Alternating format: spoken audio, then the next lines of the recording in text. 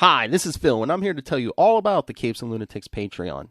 Don't miss out on our comic book creator interviews, including our monthly Chichester chats with comic book legend DG Chichester, superhero movie brackets in our search for the worst comic book movie of all time, and many, many more specials, all completely uncensored. Access starts for $3 a month, full video when you pledge $5 a month. Check out the link in our show notes or go to patreon.com/CapesandLunatics. Hope to see you there.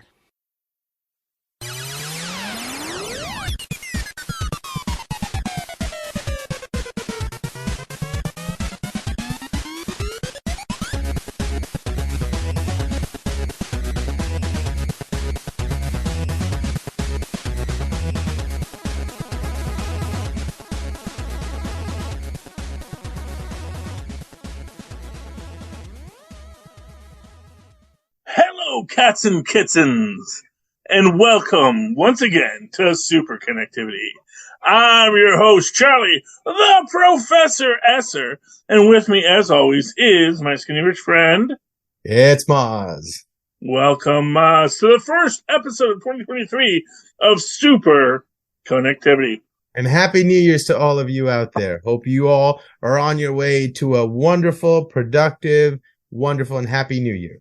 And it is, right now I'm enjoying this New Year so far. I just started a new job with the Paper Mill Playhouse, which is a Broadway theater in New Jersey, which means it's a really great theater, but it's in New Jersey, which means we don't care what you... Yeah. You know what else is really great and also in New Jersey? What? Life Stadium, where I was this weekend watching the Giants trounce the Colts, excuse me. Way to go, Giants. I hope the Lions can meet them in the Super Bowl. Hey, man. Who knows? I'm hopeful for the Lions right now. That's the thing about the Lions. We're like always just out of reach. But we're always like fighting tooth and nail. And they got a shot this year, at least to be a wild card. And that's the trick. You only have to win enough to get the wild card. You don't get paid extra for winning the extra games to guarantee your slot. All you got to do is do just enough to get in the playoffs, and then it's a whole new season. So you're telling me there's a chance? There's a chance. There's a real chance. We get a chance every couple of years, and we've gotten to the playoffs a couple of times, and it's really exciting for the Lions because we know never to get our hopes up. We know that it is all a lie and it'll all fall apart soon enough. But you know what? It makes us happy, Mozz. Yeah. Just to imagine what the world could be if we could just move forward and win ourselves that Super Bowl.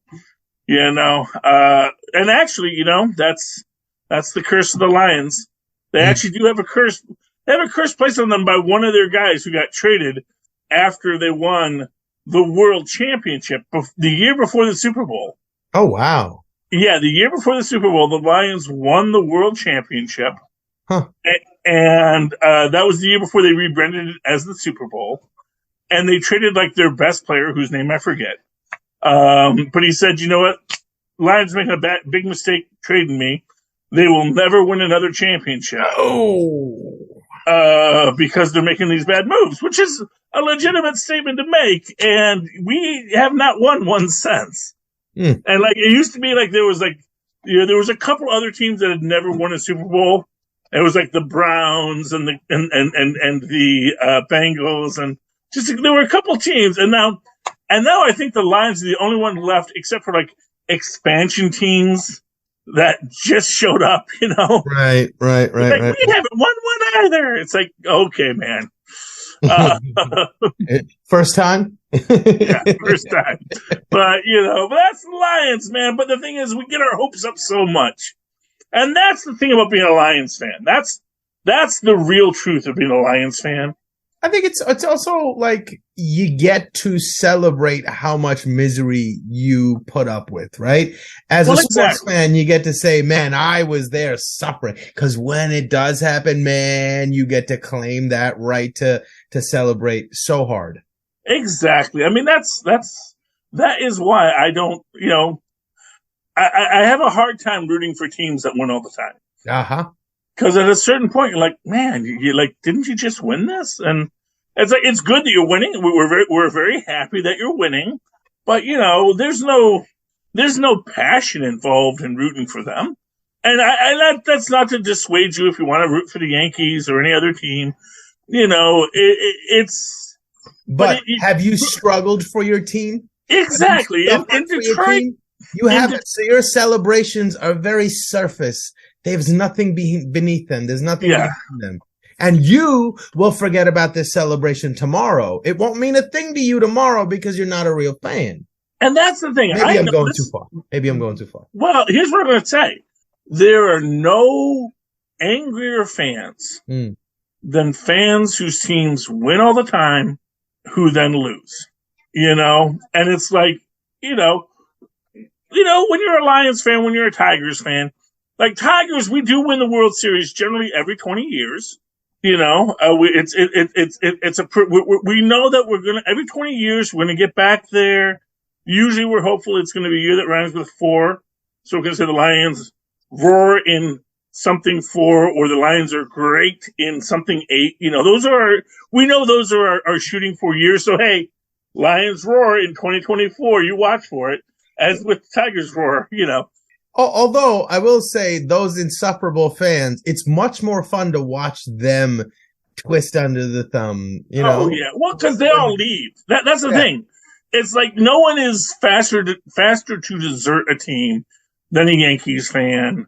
That's why I do respect Mets fans. Mets fans, they know, and they've got like one of the best teams, but they just, as they say, the Mets are like the Cubs, where they had such solid fans and such big markets.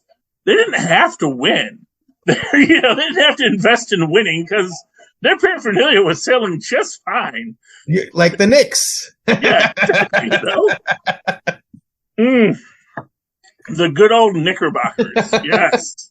I do think we should call them the New York Knickerbockers. I think that they should just embrace the Knickerbocker name more. Yeah. Like now, well, I guess it's the Nets are in Brooklyn. I was saying it would be a very hipster Brooklyn thing to celebrate the Knickerbockers. You could almost twirl your mustache as you say it. Oh, yeah. And you would, yeah. I mean, where did the Knicks play? The Knicks play in Madison Square Garden. I was just thinking Barclays, but that's the Nets. That's the Nets. There. Yeah, I mean, the Nets are lovely. Indeed. Used to be the New Jersey Nets. We're the only team to actually acknowledge they were from New Jersey, except for our beloved Devils. You know how long it took me to be okay with the Nets being called the Brooklyn Nets? Because you can't just show up to Brooklyn and claim Brooklyn for the same reason that all these fake fair weather Yankee fans are so annoying. You can't just come. You gotta pay your dues to rep Brooklyn. And I feel like they paid a little bit of dues, and now I'm okay with it. Yeah, you have to earn it, but they've earned it. I got no beef with the Nets. I got a little mad when they left us. Of course. And much the same way as if anyone is going to come and start repping Brooklyn, it's not going to be somebody from across the river. You know what I'm saying? Like, that was a hard one to swallow. What always bugged me about that was that they were the New Jersey Nets. Right. The New Jersey Nets were the New Jersey Nets, and they played in the same place as the New Jersey Devils. And we take that pride. And that's why I will never accept the Red Bulls.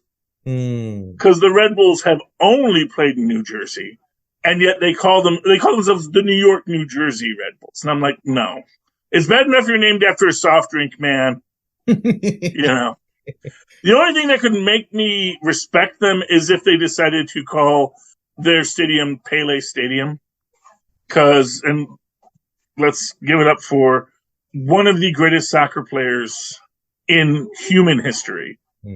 The great Pele, the man who created a film for what's his name, the boxer, Sylvester Stallone. Oh, yeah, that the whole Victory film, and now it's called Victory and something else. They rename it every couple of years, but that was actually the Pele film when I was a kid, because it's all about him doing the bicycle kick, and they were all a bunch of POW camp people who have to play the Germans. and then they escape. Okay. Oh, beautiful film.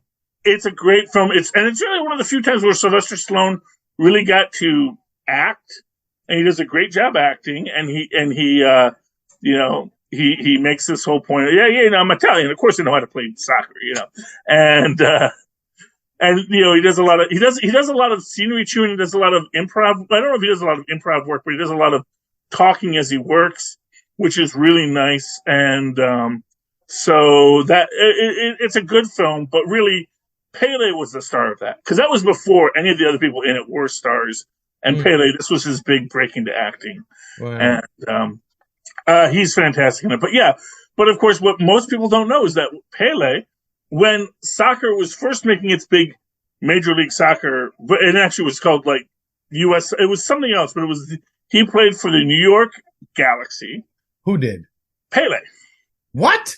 Yeah, after he was a little older, but he came and he was the star. What? What, you did not know that he played for the New York Galaxy?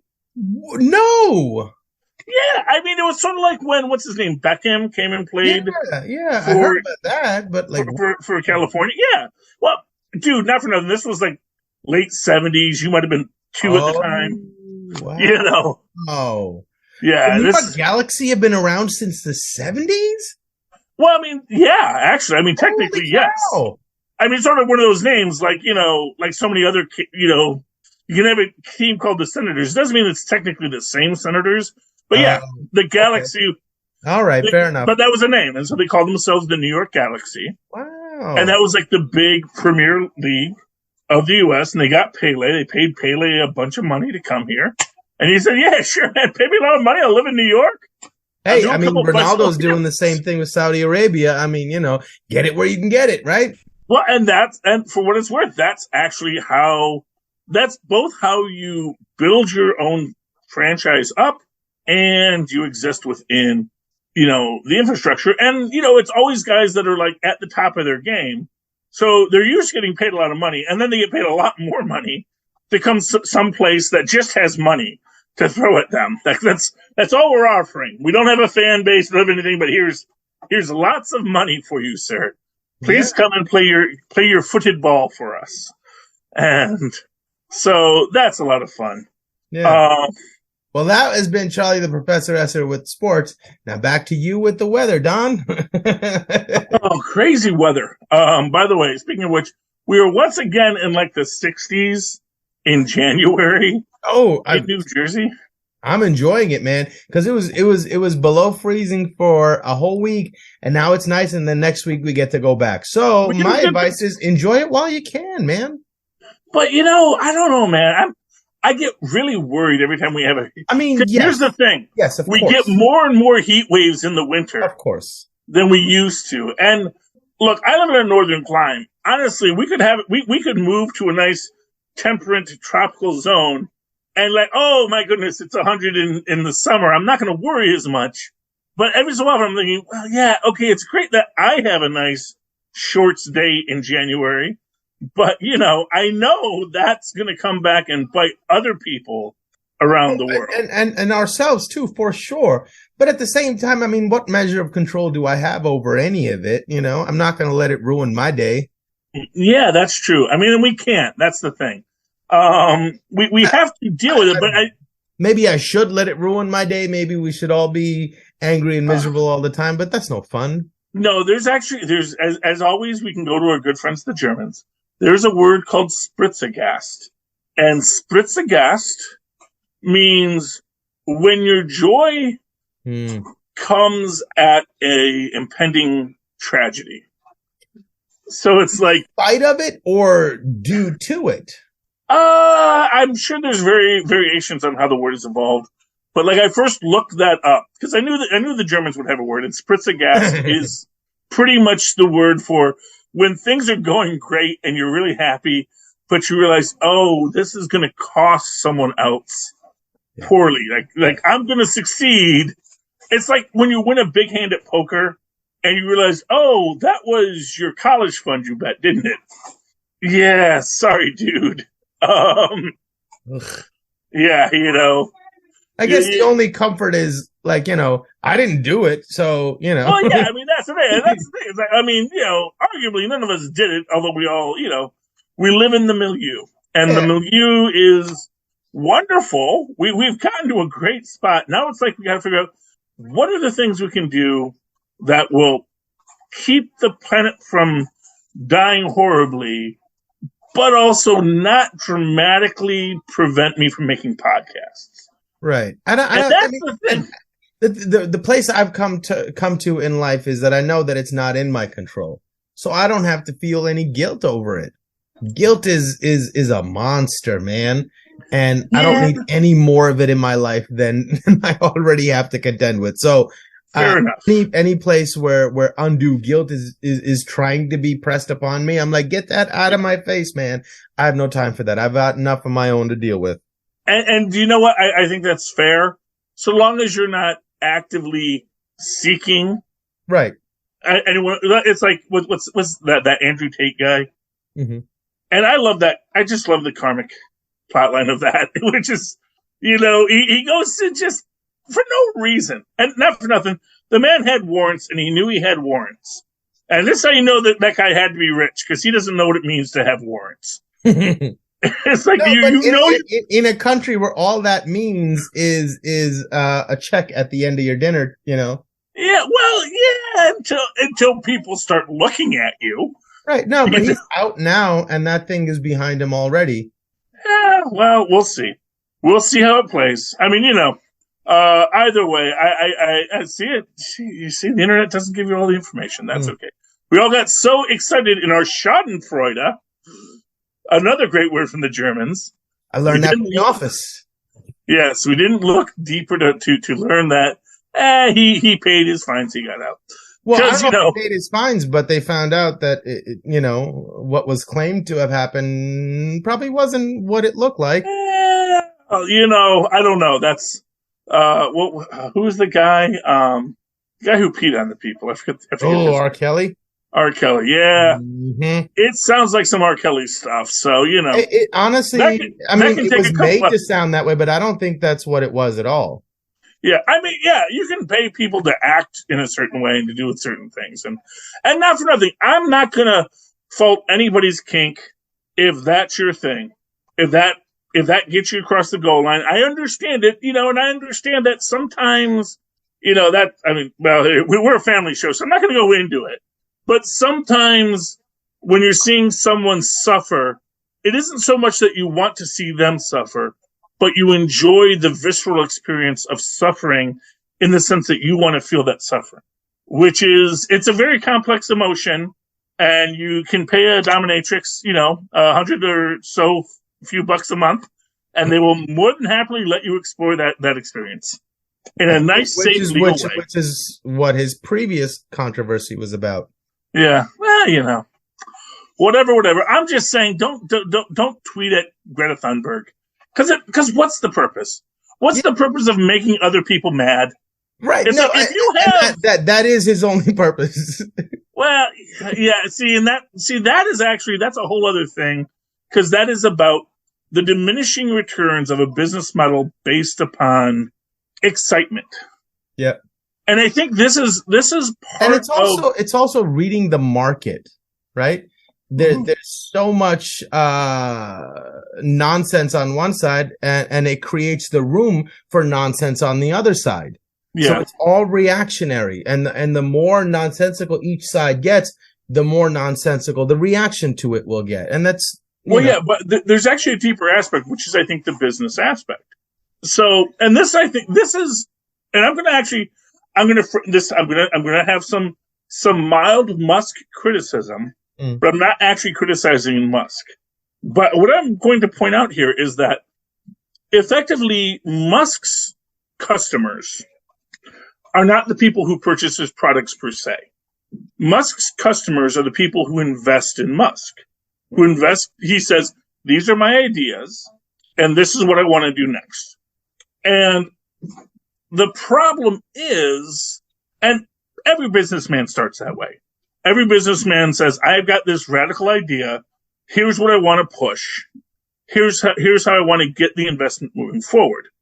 The problem is that you can only, play that business model for so long, and then you have to pivot into being a legitimate businessman or business person who hires people to run companies who have the expertise to make your vision a reality. I feel that Elon Musk is at a point where, even though he has tried to do that a few times, I think he's overextended himself, and he is now looking for how to get more investment. And the only way you get more investment, if you start as a loud disruptor to get investment, your only option is to create more disruption and more loudness to get more investors. Yeah, and the market is asking for it. Exactly. But it creates a diminishing return. Well, and that is the problem. I think that's where Musk is right now. I'm hoping he can pivot out of it. I'm hoping he can put people back in charge of Twitter who can run Twitter the way he wants it to be run, and he can sort of step away, but he can still have the effectiveness of having Twitter be what he thinks Twitter should be. And Twitter can grow in the way that he'd like it to grow, but he won't have to be the government control. Yeah, or whoever's control. I don't think the government controls Twitter that much. Well, no, but there were FBI moles that were in there in executive positions. And there's a treasure trove of documents talking about how the FBI manipulated what was standard to be released to the public and what was not okay to be released to the public. Yeah, I'm not sure about that, but okay. I'll take your word for it. That's what I heard. I don't know. Yeah, I don't know. I had heard different. But, it's sort of like there's a great my favorite. One of my favorite, because there's so many lines. One of my favorite Simpsons lines is Homer and Bart. They're driving a car through a cemetery, and Bart says, "Dad, you ran over a tombstone. That's bad luck." He says, "Really? I heard it was good luck." Right. And at sometimes the same time, there was someone there while he was trying to unearth the documents of how they handled a lot of things about what stories should be supported and not, what stories should be banned and whatnot. There was somebody actively acting in opposition to him being able to get those documents. Turns out that guy was an FBI plant, and once they fired him, he was finally able to get to those documents that he wanted to release, and he did. So, I mean, I don't think they revealed what people thought it was going to reveal. So, but at the same time, somebody was actively working against it. And for what that implies is really scary. And to break down the structure that a lot of these, overly self-righteous people were using to denigrate other people, without looking at their own faults. I think breaking down of that structure, I was grateful for. So whatever the fallout is, wherever we'll land is fine by me. Might not be by other people, but I'm glad that structure that was in place to oppress people has been dismantled and jostled a little bit. That's one side of the argument. Yeah, I mean, and that's a fine take, Mozz. I don't, like I said, I don't research this enough to really have a solid opinion. Here's what I'll say. I know a con artist when I see one. I got nothing but respect for con artists. That's basic. See, that's the thing. If you come from a salesman's background, which is part of my family's history, you respect a salesman. You respect the Willy Lomans of the world. And if a Willy Loman makes that great sale, that's a good thing. And to me, I think Willy Loman was a pretty bad salesperson. I don't know. He had a pretty successful life. I mean, he's got a cabin. Both his kids are in college. Right. No. But he wanted to be more. We're talking about the 50s. That's different than today. Right? Well, no. A salesman having those things today would be impressive. Salesman having those things in the 50s, it's like, yeah, all right. Burger King. No, there were a lot of salesmen who didn't have that much. Yeah, like I said, sales is a fickle business.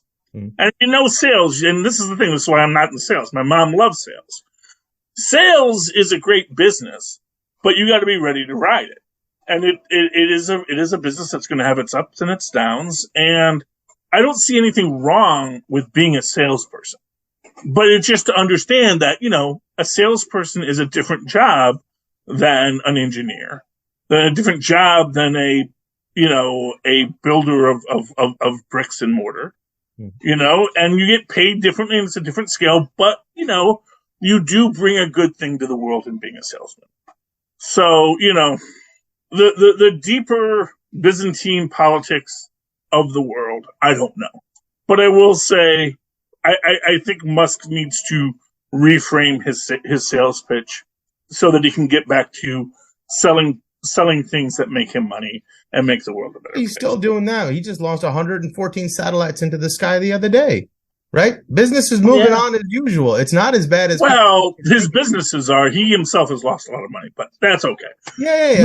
But that's all ethereal. It's never even real to begin with. What is real is the power to change the discourse. What is real is the power to change the landscape. And you got to pay a price for that. That doesn't come cheap. Mm-hmm. So that's the price. This is true. So we'll see how this podcast ages. Okay, moving right along. Let's actually talk comic books because we've done news, sports, and weather. Let's talk comics. One thing I really want to talk about really quick is the upcoming Coven of Chaos. What's this? Oh, the Wanda. And they got Deborah Jo Rupp to yes. Yeah, well, and this is what's interesting about it. Okay, so, and this is this thing about Westview. And I have been, because I'm from New Jersey, and generally speaking, you don't look to the west in Jersey. You look to the east, because you're looking towards the beautiful ocean and New York City. The west, you're looking at the mountains. You want to go over the mountains. I don't know. Maybe you're going to go to the Poconos. But, generally speaking, we're not known for our westerly views. I like the westerly views, because if you're high enough, you can see the sun. Like when I was in the Colonnades, I had a western thing. You could see the sunset. There's a big observatory way off in the back. It's actually pretty lovely. So you could get some beautiful sunsets in New Jersey, but usually not at the suburban level. Like, when you're at that suburban level, it's like the name Westview always struck me as weird. And now we've got like several of the townspeople coming back for Coven of Chaos. And yeah, people say they could just be, just like they were in the first ones. They're just townspeople. So these are just people that are going to be in here. They're going to wander through. They're going to have an episode. It's going to be a scene. But there was another thing, and this is something that some of that New Rockstars pointed out, that originally it was called House of Harkness. Ooh, the new show. Yeah, the new show was originally going to be titled House of Harkness. And then somewhere along the line, they changed it to Coven of Chaos. So is she taking a back seat, so to speak? Well, not necessarily, because here's the thing. Like, the Agatha Harkness story in the comics, and of course you can't always go by what the comics have, but you do have Agatha Harkness in a town called New Salem. And New Salem is the town of the witches who are descended of Agatha Harkness. So there is the possibility that everyone in Westview is one of Agatha's descendants. But isn't she presently here also, or is she a spirit, or why are there her descendants? I thought we were in the present when we saw Wanda in Westview. Well, yeah, but she's lived for hundreds of years. Oh, okay, gotcha. And not for nothing, lady likes to get her freak on. Hey, good for her. And, and so she had, like, the Salem, I think it was the Salem 13, so she had all of her children, each of whom had superpowers as well, and they were all, like, elementally empowered beings. I wouldn't mind making some Agatha descendants. That sounds like a good idea. Well, but the idea is that maybe Westview was New Salem all along. That basically the Vision went there without realizing what it was he was drawn to, probably because the Mind Stone drew him there, and all of this magic of the Mind Stone, because really when you think about what the Mind Stone does and what magic is, it's about altering that perception of the mind. And so as the Vision is going through his life, he says, oh, let me come here.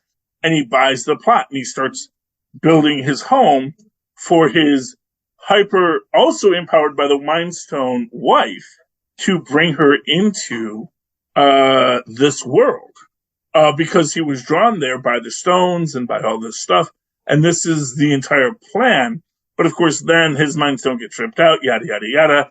And when Wanda does come there, takes over the town, the only witch powerful enough in there is the one who wields the Darkhold, who is Agatha Harkness. The one person who has the Darkhold, who is smart enough not to read it. Wait, she had access to the Darkhold by the end of that series? I thought Wanda had it. Wanda had it, no, but Agatha had it first. Because Agatha makes the point. There's a whole chapter about you in the Darkhold. Right. You are the Scarlet Witch. You are the Queen of Chaos. And that is effectively the idea. So, you have this idea of Agatha showing up, and when Wanda reverts the town, and then maybe we're actually even going to find out that maybe these people that Wanda was torturing maybe weren't as innocent as we thought. That maybe there was a lot of darkness. Maybe the devil really was in the details. And that's where it's going to... I think that this could be a whole thing, a whole growth of the story. It might be a nice, neat redemption for Wanda. I'm excited to see where it goes. But that's that. All right, Mozz. Any final thoughts on tonight's episode? You know what they're doing with the Vision? He's having his own show, right? And we haven't gotten a conclusion to White Vision versus... We don't yet. We don't know what White Vision's up to. He could show up at any time. He might show up in Coven of Chaos. He might show up in what do you call it? Secret Invasion. Right, but isn't there a whole Vision show happening as well? Not that I know of. But maybe I misheard. Okay. Anyway, Mozz, if people would like to reach out to you, talk to you about these things, how can they find you? Oh, they can email me at mozzmanzor@gmail.com or find me on Facebook under Mozz Manzor. That's MOZZMANZOOR.